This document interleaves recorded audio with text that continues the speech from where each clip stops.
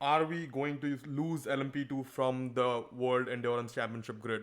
Now, LMP2 has been one of the closest battles I feel on the WEC grid always. Like if you tune into a endurance race, you will always have a good time watching the LMP2 cars fight, even if there's a huge gap. And usually there's not a huge gap in GT and GTD, or I'm mixing up IMSA and WEC classes now. But Yeah, yeah. but even with the hypercars, usually there's one car out there leading pretty much until something breaks down. But you can always rely on LMP2 to provide you with a great race.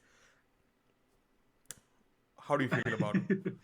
Yeah, I mean, it's actually sad. And see, the only reason GT GT Pro was exciting in WEC was because there were only four cars or five, and only two, like, a small number of cars. So there were last season there were five cars, and you have three podium places. So that's the only reason it is exciting.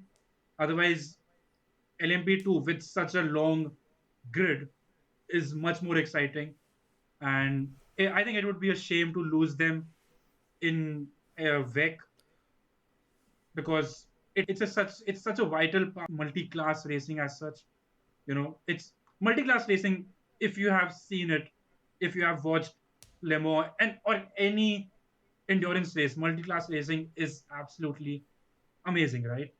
And to see LMP2 in that, because WEC till now we had four classes.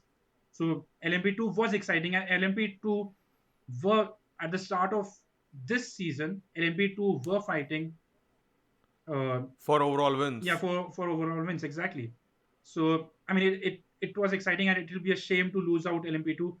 But at the same time, the reason we will potentially lose out on LMP2 is because the the hypercar They'll be grid. like, Yeah. yeah, it'll be like they're hoping for 20 to 25 hypercars, I believe, given that Glickenhaus and I think uh, Van Vauxhall. Ball get their Yeah, Van Ball. Vauxhall get Sorry, their yeah. entries in, Yeah. and then again, obviously, the GTD Pro and GTD AM categories will be basically mixed into Into one. It'll just be and one category GT3. of Yeah. GT3, which is probably the best thing to happen to endurance racing in a long, long time, Yeah, in my opinion. exactly.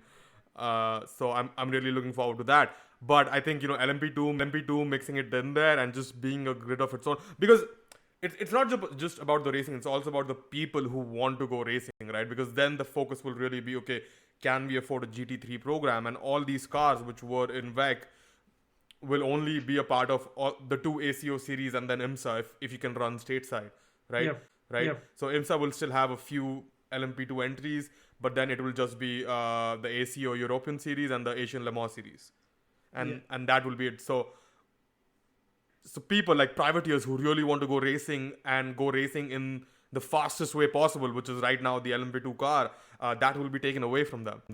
And in my opinion, that will be a huge loss for the folks who just want to go racing, because I know I want to go racing and be able to engineer like an LMP2 car in the future.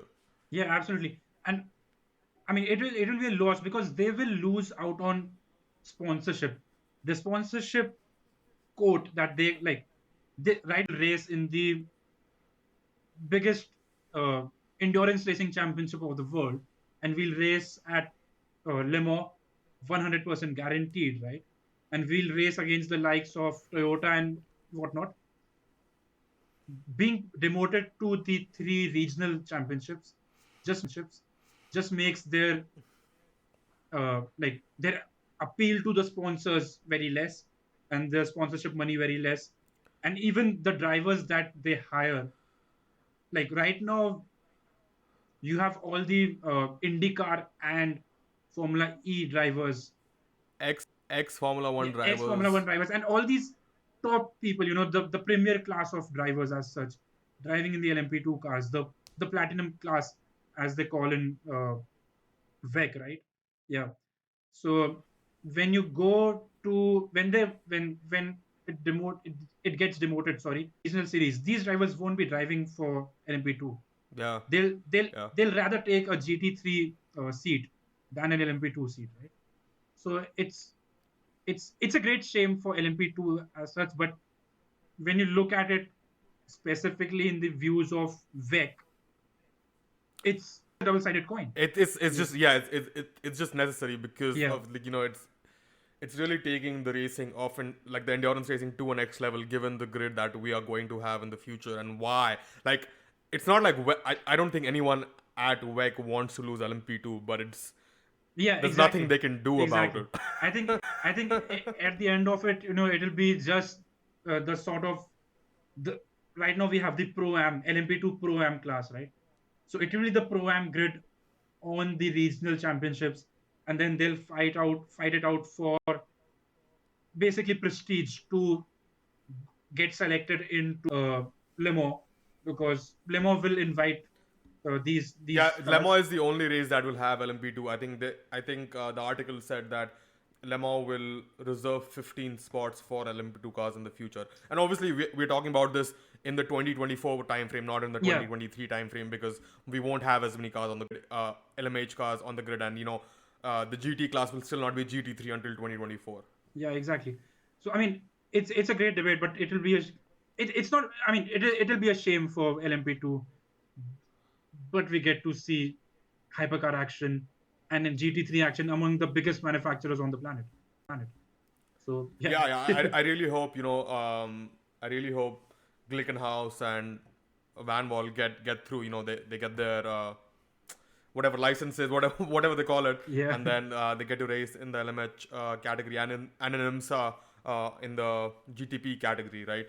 Because right now I think we have 4 manufacturers in IMSA, and if these other manufacturers, like I think Glickenhaus definitely wants to run in IMSA, but they haven't been accredited to run in the GTP category, so that's another aspect. But anyway, this is not the conversation about that. Let's not mix the two.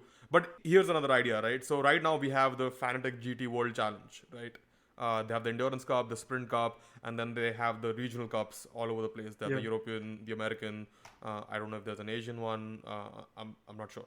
But could LMP2 piggyback off of that and create more racing for themselves on those weekends? Could Fanatec capitalize on the GT World Series and have their own endurance series almost in this way?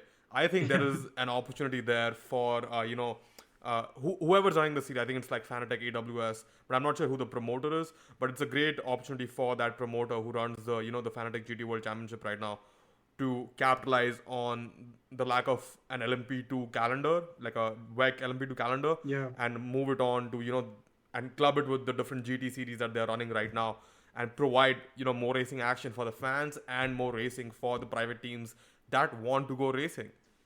Yeah, I mean, that's an absolutely brilliant idea. That is unbelievable. And not even the regional Fanatec GT championships, even if they do it with the World Championship, because for like the regional, I don't know about IMSA, but the IMSA has a lot of races, right? But the Asian Le Mans and the European Le Mans championships don't have a lot of races. Asian Le Mans has like 5 races, 4 or 5 races, yeah. And European Le Mans has again 5 to 7 races maybe.